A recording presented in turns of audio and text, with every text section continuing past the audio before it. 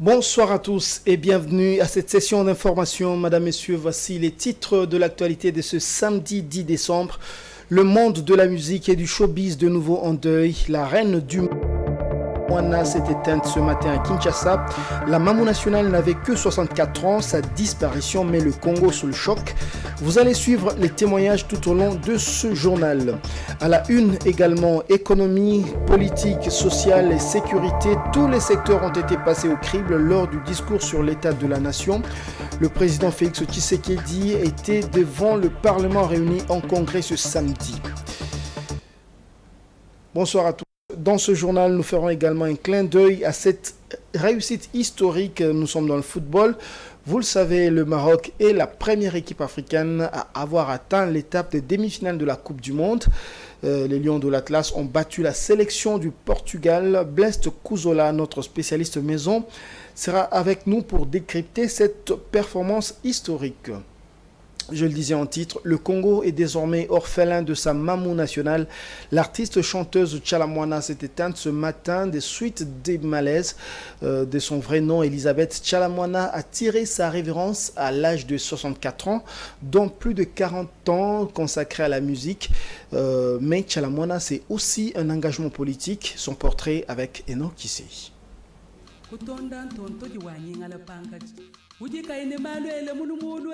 De son vrai nom, Elisabeth Moudikelai Tchala Moana, la reine des Moutouachi surnommée Mamou nationale, vient de nous quitter ce samedi 10 décembre 2022 à Kinshasa. Née le 13 mai 1958 dans la ville de Lubumbashi, actuellement située dans la province du Haut-Katanga. Tchala Moana démarre sa carrière à Kinshasa en 1977 comme danseuse choriste dans le groupe Tcheke Tcheke Love d'Mpongolov. Elle quitta aussitôt ses groupes pour s'élancer en solo. Ambitieuse, sa volonté ne faillit pas. Elle fréquente les formations chorégraphiques de la Frisa, de Taboulé et de Loke Jazz de Luambo Makiadi. Recrutée en 1978 par Abeti Masikini comme danseuse et choriste, elle fait partie des Tigresses. Tchala Moana est surtout reconnue dans la culture populaire comme étant l'une des figures emblématiques de la modernisation du folklore des peuples Luba du Kasaï à travers le célèbre Moutouache, qui les mena à s'exploser au niveau international, précisément à Abidjan, en Côte d'Ivoire et en Afrique de l'Ouest. Par ailleurs, dès 2008, Tchala Moana est devenue productrice de plusieurs jeunes artistes montants de la musique congolaise, à l'exemple de Jos Diena, l'ancien de Cultura de Félix Wazekwa et MG30. Militante kabiliste pendant 25 ans, aidée par l'ex-président de la République Laurent Désiré Kabila, Tchala Moana fait son entrée politique après la prise du pouvoir de ces derniers en 1997 et crée l'association des regroupements des femmes congolaises, REFECO, dans le but de se faire un poids politique. Ce qui lui permettra d'ailleurs de siéger entre 2000 et 2002 dans l'Assemblée nationale transitoire de l'époque en qualité de député. Après l'assassinat de Laurent Désiré Kabila le 16 janvier 2001, Tchala Moana s'est rangée derrière son successeur et fils Joseph Kabila. À cette occasion, elle occupera pendant près de 20 ans la fonction de la présidente de la Ligue des femmes du PPRD. En 2019, le contexte politique change. La République démocratique du Congo vit sa première civilisation politique. Le président Félix Tshisekedi accédera au pouvoir. Tchala Moana paye ses prises de position politiques. Le 16 novembre 2020, elle est au cœur d'une tempête politico-judiciaire. Elle est placée en garde à vue par la très redoutée ANER, Agence nationale des renseignements, et libérée le 17 novembre 2022 à la mi-journée. En cause, le titre de la chanson Ingratitude. Cette chanson raconte l'histoire des désassociés dont le premier jugé l'ingrat n'a pas respecté son engagement en trahissant le second, qui est son donateur. Candidate malheureuse à la circonscription de Kananga dans la province du Kasaï central lors des élections législatives de 2011, Tchala Moana faisait également partie à cause de sa proximité et son soutien à Joseph Kabila, de musiciens congolais bannis et interdits de prester en Europe par les combattants anti-Kabila.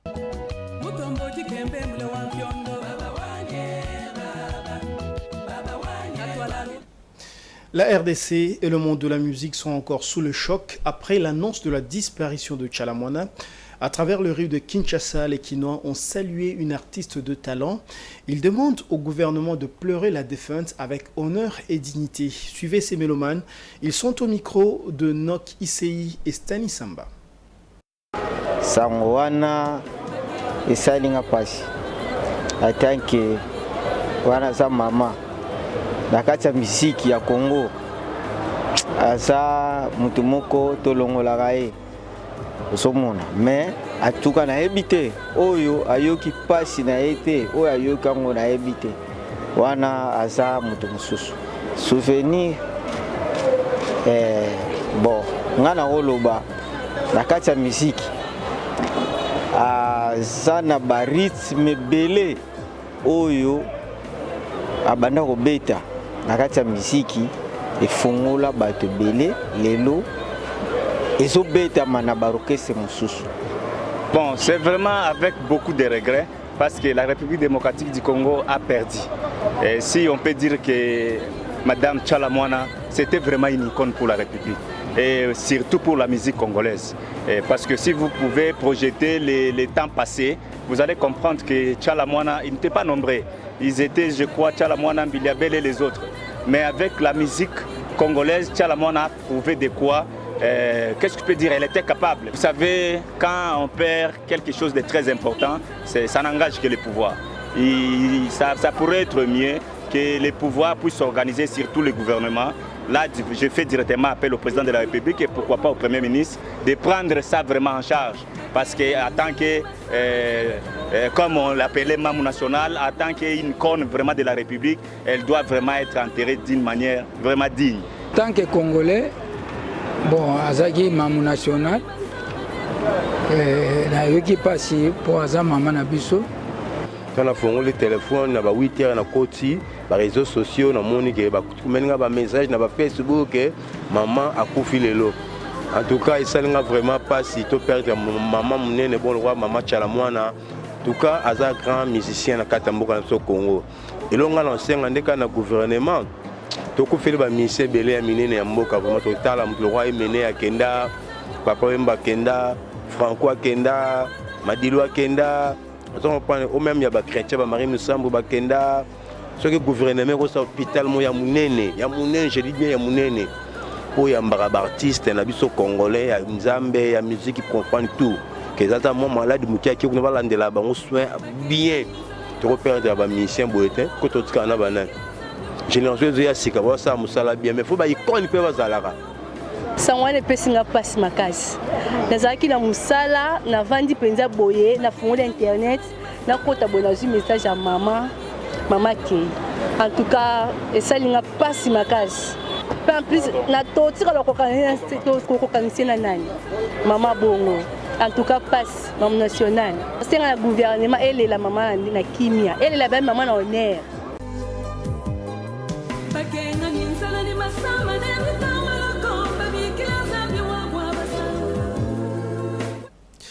Et puis, c'est un rendez-vous annuel. Le président de la République, Félix Tshisekedi, s'est adressé à la nation devant le Parlement réuni en congrès. Pendant plus d'une heure, le chef de l'État a brossé le panorama général de la situation du pays. Dans le secteur économique, par exemple, le président de la République a déclaré que l'économie se porte de mieux en mieux. Je propose de suivre le bilan de l'économie que le chef de l'État fait pour l'année 2022. Que dirions-nous de notre économie en 2022? Elle se porte de mieux en mieux. Vous vous souviendrez,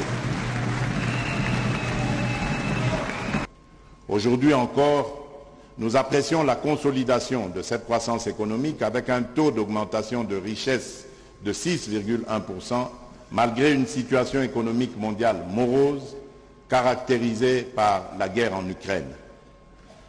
En effet, la flambée de prix observée dans plusieurs pays, conséquence de ce conflit, a su être maîtrisée chez nous par des mesures stratégiques sans lesquelles le prix du carburant à la pompe coûterait le triple du prix actuel. Qu'il me soit permis, du haut de cette tribune, de saluer la performance dans la mobilisation des recettes publiques. Le troisième trimestre s'achève avec une performance significative en termes de recettes publiques, qui a permis l'augmentation des dépenses d'investissement sur fonds propres de l'ordre de 0,2% du PIB, soit près de 20% de réalisation. Ainsi, Malgré des tensions inflationnistes observées au niveau du marché des biens et services, du fait que l'économie congolaise soit frappée par une inflation largement importée, notamment via les prix internationaux des produits alimentaires et des carburants, la parité franc-congolais-dollar américain est restée globalement stable. Le franc congolais s'est seulement déprécié de 0,6% en 2022, ce qui témoigne de la résilience de notre économie. Et pour ce qui est de la tenue des élections en RDC, le président Félix Tshisekedi a tenu à rassurer ceux qui s'inquiètent quant à l'organisation des scrutins. Suivez. Que pour consolider notre jeune démocratie encore fragile, le respect des cycles électoraux demeure une exigence.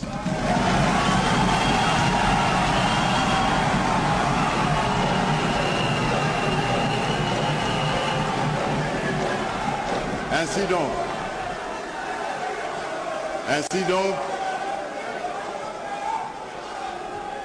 donc, il est fondamental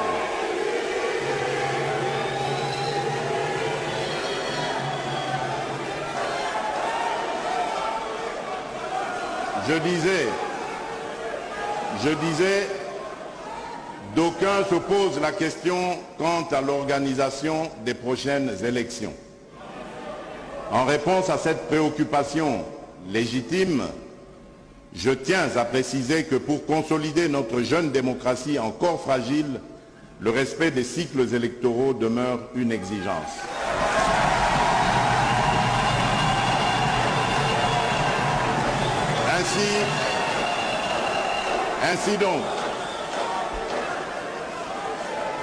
Ainsi donc, il est fondamental. Le discours du président n'a pas oublié la question sécuritaire et l'agression de la RDC par le Rwanda. Hasard du calendrier, cette question a fait également l'objet d'un débat au Conseil de sécurité des Nations Unies. Pour les États-Unis d'Amérique, le gouvernement et la MONUSCO doivent poursuivre les efforts de protection de la population civile au sujet de l'embargo et le régime de notification sur les armes. Les États-Unis affirment que la mesure actuelle n'empêche pas la RDC d'obtenir les équipements nécessaires à sa défense. Par contre, Washington estime que le régime actuel sur la notification doit être respecté. Suivez. Doivent protéger l'OMA contre toute attaque, invasion ou contre tout siège par le M23. Nous appelons également à la cessation des hostilités de la part des forces qui viendraient soutenir le M23, mais pas uniquement. Il faut envisager justement comment le système de sanctions existant peut en venir à bout. Pour ce qui est du régime de sanctions, eh bien, nous prenons note de la requête faite par la région et la RDC d'assouplir les mesures de sanctions, notamment en ce qui concerne le transfert d'armes vers le gouvernement de la RDC, puisqu'une demande de notification a été faite auprès du Conseil. J'aimerais préciser que ces mesures de sanctions n'empêche pas pour autant le gouvernement de la RDC d'obtenir des armes pour se défendre ou de participer donc à la réforme sécuritaire.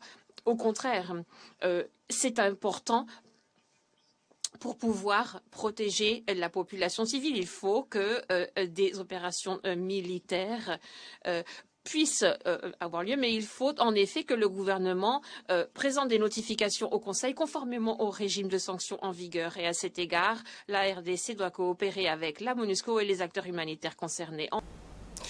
La RDC politique interne, l'heure est à la recherche de la cohésion nationale. Face à la crise sécuritaire qui secoue le pays, il faut ressouder le tissu social et politique pour faire face à l'agression du pays. C'est le combat de Joseph Olenga-Nkoyi. Le président du CENSA a rencontré tour à tour le professeur Mokonda Bonza et l'ancien vice-président Azarias Rouberois. Jojo Moulamba. C'est pour favoriser la cohésion nationale entre Congolais que le président du CENSA s'est donné à cet exercice de consultation des acteurs politiques congolais. Le pays est agressé et il faut l'implication de tous pour éviter la descente aux enfers. Notre pays est en guerre. Et cette guerre dure depuis longtemps, depuis une bonne vingtaine d'années. Et tel que lui-même et d'autres observateurs voient la situation, il a des inquiétudes. Il a voulu partager ses inquiétudes avec moi. Et je lui ai dit que, comme fils de ce pays, c'est une obligation morale que chacun de nous a pour apporter la petite pierre qu'il peut apporter de manière à ce que le pays n'aille pas. Après l'ancien ministre de l'économie Mokunda Bonza, Joseph Olengankoi, a rencontré l'ancien vice-président de la République Azarias Rouberois, avec qui ils ont passé au peigne fin la situation politique du pays. Il y a eu des échanges très fructueux avec le président et sa délégation. Et nous avons parcouru les questions du moment à travers le pays. Et particulièrement la situation à l'Est. Certainement, je suis convaincu que si les échanges qu'ils ont eu avec nous et qu'ils ont eu avec d'autres leaders sont bien exploités, et connaissant la vocation de Sensa et le leadership de son président, je n'ai pas de doute qu'ils vont contribuer de façon significative à aider les pays à aller en unité. Monsieur Rouberois, c'est quelqu'un qui a assumé beaucoup de fonctions dans ce pays. Et plusieurs épisodes que nous connaissons aujourd'hui, ce sont des épisodes auxquels on fait l'expérience. Et la force de notre pays est notre diversité culturelle. C'est ça notre plus grande richesse, la République démocratique du Congo. Et beaucoup déjà pensent que c'est de l'or, des diamants. Pour construire un Congo fort et uni, tous les Congolais sont appelés à converger leurs intelligences et à s'unir. Nous allons parler sport à présent. Je l'ai annoncé en titre. Vous le savez, le Maroc a battu l'équipe nationale du Portugal 1-0 et le Maroc a filé en tout cas en demi-finale de la Coupe du Monde. C'est la première fois depuis presque 100 ans que la Coupe du Monde existe, qu'une équipe africaine se qualifie à cette étape de compétition. Pour cela, nous sommes fiers d'accueillir ici sur le plateau notre spécialiste maison, Blaise Kouzola, pour décrypter cette réussite historique des Lions de l'Atlas. Bonsoir Blaise. Bonsoir Monsieur Patrick Ilunga. C'est vrai qu'on attendait beaucoup le Sénégal, on attendait peut-être aussi le Cameroun, mais c'est le Maroc qui réalise une grande performance africaine. À quoi peut-on attribuer cette performance? Comment l'expliquer? Déjà, c'est un effort collectif d'un staff technique bien mis en place, en tout cas à sa tête Walid Regragui, qui était bien présent et qui a été nommé juste quelques mois seulement avant le début de la Coupe du Monde. Et il a créé une équipe, il y a eu même de retour de certains joueurs. Parce qu'avant, il y avait Vaïd Halilodic. Voilà, Vaïd Halilodic qui était même ici à Kinshasa lors de la double confrontation face à la République démocratique du Congo en barrage de cette Coupe du Monde. Alors, Walid Regragui qui venait d'ailleurs de remporter la Ligue de champions de la CAF avec le Wydad Athletic Club de Casablanca, et on lui a accordé cette responsabilité de pouvoir amener cette équipe lors de cette phase finale de Coupe du Monde, et il est en train de réussir son pari. Il a fait appel à certains joueurs qui ne venaient plus en sélection, le cas d'Hakim Ziyech, de Nousser Mazraoui, pour ne citer que cela. Il a constitué une autre équipe très compétitive du Maroc, et aujourd'hui ils ont le résultat, puisque on se souvient que le Maroc était quand même dans un groupe assez costaud avec la Belgique, la Croatie et le Canada. Ils ont pu battre la Belgique lors de la deuxième journée 2-0. Ils ont fait une jeu égal avec la Croatie et ont battu le Canada 2-1 lors de la troisième journée. Après, ils se sont imposés lors de la séance de tir au but en huitième de finale face à l'Espagne, qui n'est pas une petite équipe, mais aussi il vient de battre, comme vous l'avez dit, le Portugal de Cristiano Ronaldo en quart de finale. C'est quand même une grande fierté pour le football africain. Surtout, j'accorde un chapeau bas à cet entraîneur qui est vraiment l'homme de la situation, lui qui a construit une équipe autour de lui, une équipe très offensive, une équipe très bien organisée. Qui est également très bien en défense aussi, parce que c'est voilà, la meilleure défense de la compétition. La meilleure défense de la compétition, une équipe qui encaisse moins de buts depuis le début de cette compétition. On doit aussi signaler que le Maroc n'a pas encore perdu depuis le début de cette Coupe du Monde. C'est quand même un fait très rare, surtout pour un pays venant du continent africain. Voilà, on voit bien qu'il y a l'apport des joueurs entre guillemets expatriés qui viennent de l'Europe, mais est-ce que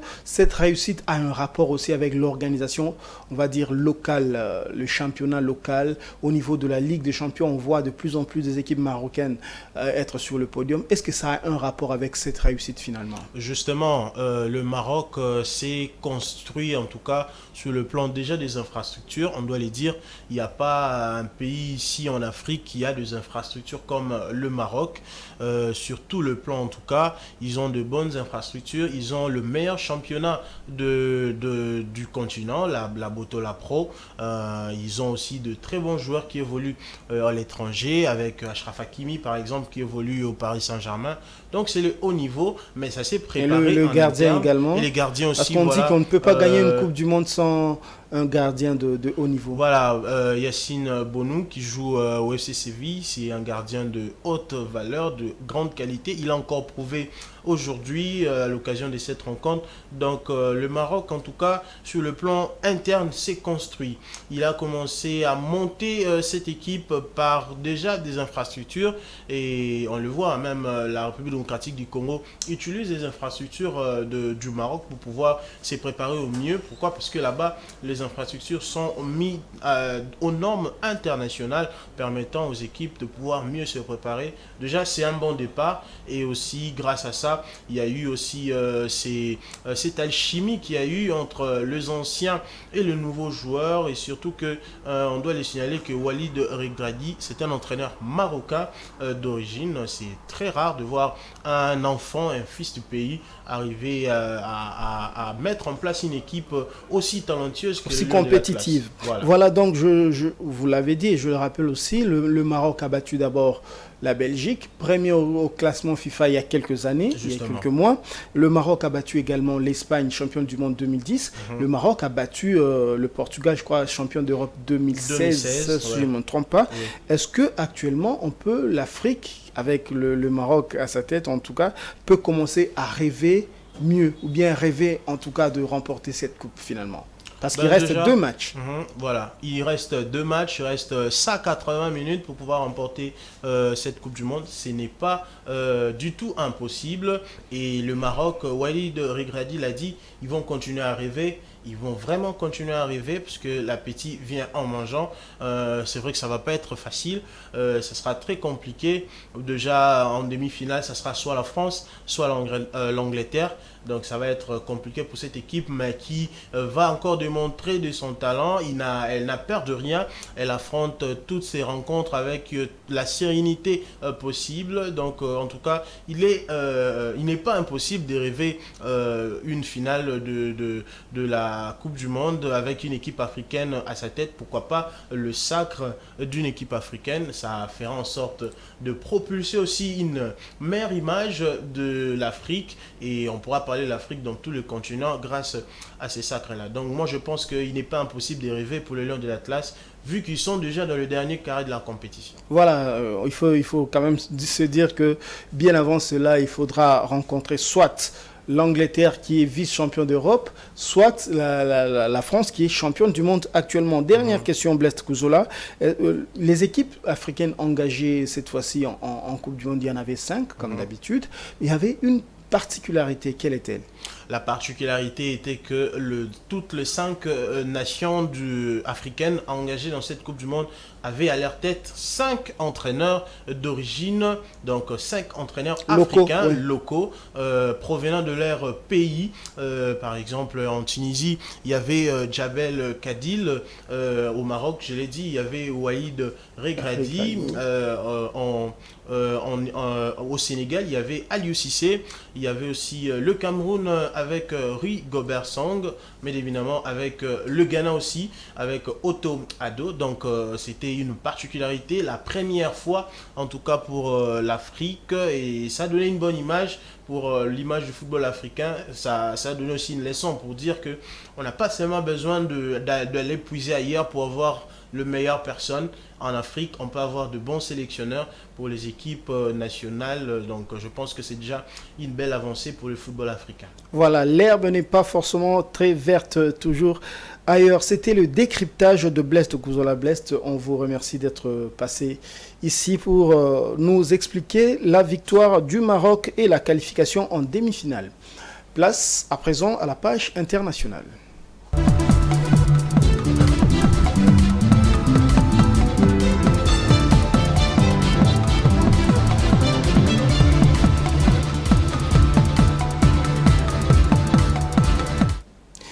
En un an, les recettes touristiques de la Tunisie ont augmenté de 85%.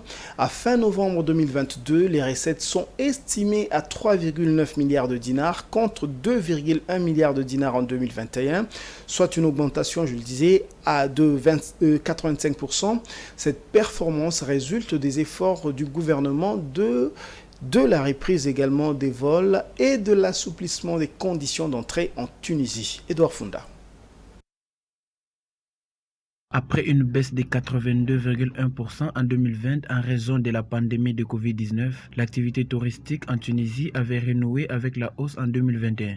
Les données de la Banque centrale de Tunisie relèvent que ces recettes ont atteint 3,9 milliards de dinars à fin novembre 2022 contre 2,1 milliards de dinars à la même période en 2021. Entre janvier et le 10 septembre 2022, ce sont 4,1 millions de touristes ont visité la Tunisie d'après les chiffres officiels du gouvernement. Afin de consolider cette reprise et de définir les grandes lignes de promotion du tourisme à court et à moyen terme, le gouvernement tunisien a mis en place un plan de relance touristique post-Covid. Le secteur touristique contribue au PIB de la Tunisie avec une part qui varie entre 7 et 14%. Le ministère du Tourisme tunisien indique que le manque à gagner du secteur des suites de la pandémie de coronavirus s'élève désormais à environ 9 milliards de dinars. Il prévoit un retour à la normale de l'activité touristique en Tunisie en 2024. La Russie noue de plus en plus de relations avec les pays africains en matière d'exploitation minière. C'est le cas avec le Burkina Faso qui vient d'octroyer un permis d'exploitation d'une nouvelle mine d'or à la société russe Nordgold pour une durée de 4 ans. La contribution directe de cette production au budget du gouvernement burkinabé est estimée à 5,3 milliards de francs CFA. Suivez.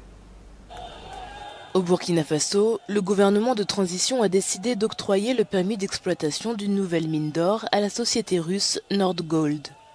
Cette décision s'inscrit dans une volonté des militaires au pouvoir depuis le coup d'État de janvier 2022 de diversifier les partenaires du pays. Prévu pour une durée de 4 ans, ce permis d'exploitation sur le site de Yimougrou, région du centre-nord du Burkina Faso, couvre une superficie de 31,44 km² et permettra une production totale estimée à 2,53 tonnes d'or, selon le gouvernement. La contribution directe de cette production au budget de l'État est estimée à 5,3 milliards de francs CFA, soit 8,1 millions d'euros, et 648 millions de francs CFA au profit du Fonds minier de développement local.